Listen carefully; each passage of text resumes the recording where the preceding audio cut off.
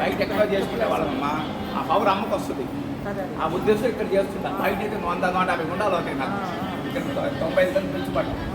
అందుకని ఆ గుండాలు ఇక్కడే చేస్తుంటే ఇక్కడే కూర్చోబెట్టాలి.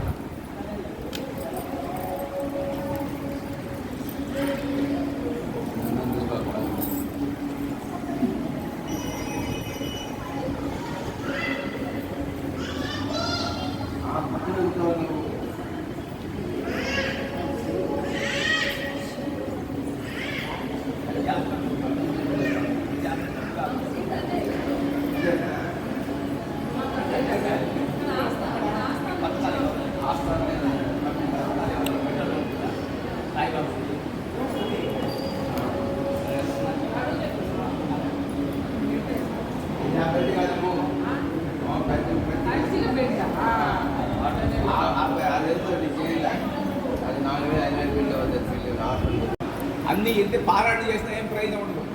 సువాసిని పూజ చేసుకుంటేనే దానికి సంపూర్ణమైన ఫలితం వస్తుంది. ఆ సువాసిని పూజ ఆ రోజు అందరినీ కూర్చోబెట్టుకొని వాళ్ళకి పారాయణ రాయించి దాని తర్వాత వాళ్ళకి పూజ చేస్తాం. పూజ చేసి చిరాకు జాకెట్ పసుపు గాజులకు ఇస్తాం ఆ పుట్టైదులకి. అందువల్ల ప్రతి ఒక్కరూ శ్రీపీఠం సభ్యులు 100-500 రూపాయల లెక్కన ఇవ్వాల్సిందిగా కోరుచున్నాం. ఇచ్చేవాళ్ళు బయట వాళ్ళు ఎవరైనా ఇచ్చు.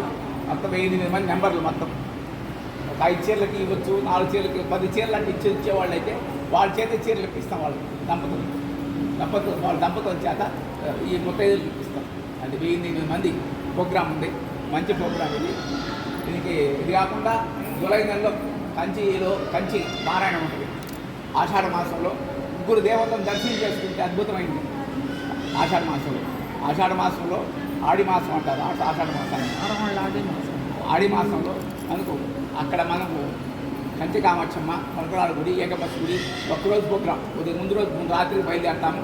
మరో రోజు ఉదయాన్ని చీకటితో చేరేసి ఆ రాత్రికి బయలుదేరి తెల్లవారికల్లా వస్తాం. ఒకరోజు ప్రోగ్రాం. ఆ వచ్చేవాళ్ళు పేర్లు ఇవ్వండి బస్సుకు వచ్చేవాళ్ళు.